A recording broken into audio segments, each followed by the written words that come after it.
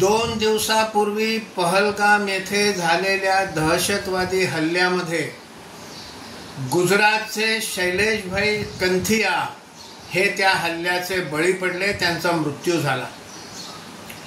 कालच त्यांचे अंत्यसंस्कार सुरतमध्ये त्यांच्या घराजवळ झाले।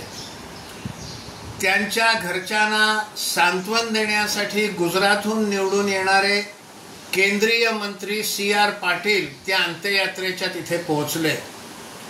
त्यावेळेला शैलेशभाईंच्या पत्नी शीतलबेन यांचा संयम तुटला, त्यांचा क्षोभ अनावर झाला आणि त्यांनी मंत्र्यांना पुष्कळ काय काय उलटसुलट सुनावलं।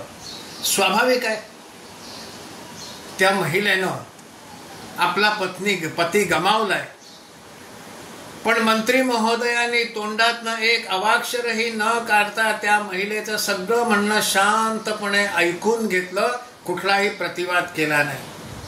अशा वेळेला असाच संयम पाळणं आवश्यक असतं आणि तो मंत्री महोदयांनी पाळला।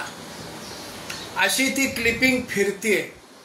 संयम सगळ्यांनीच पाळावा लागतो। मीडिया हा संयम पाळणार की नाही हा मीडियाला प्रश्न आहे का आगीत तेल ओतत राहणार नाही, आपला TRP वाढवणार। मागे IC-814चं अपहरण झालं, अटल बिहारी वाजपेयी पंतप्रधान होते तेव्हा त्या विमानात असलेल्या यात्रेकरूंचे नातेवाईक PMOच्या ठिकाणी पोचले आणि काय वाटेल ते करा, दहशतवाद्यांना सोडायचं तर सोडा, पण आमचे नातेवाईक परत आणून द्या, अशा प्रकारचा दबाव आणला। ह्या दबाव आणण्यामध्ये मीडिया सुद्धा सहाय्यभूत झालं आणि अंततोगत्वा मसूद अजहर या दहशतवाद्याला सोडावं लागलं आणि नंतर पुन्हा मीडियाच विचारणार मसूद अजहरला का सोडलं। मीडियाचा हा घाणेरडा खेळ हा आपल्यासारख्या सूज्ञ लोकांनी वेळीच ओळखावा हे बरं।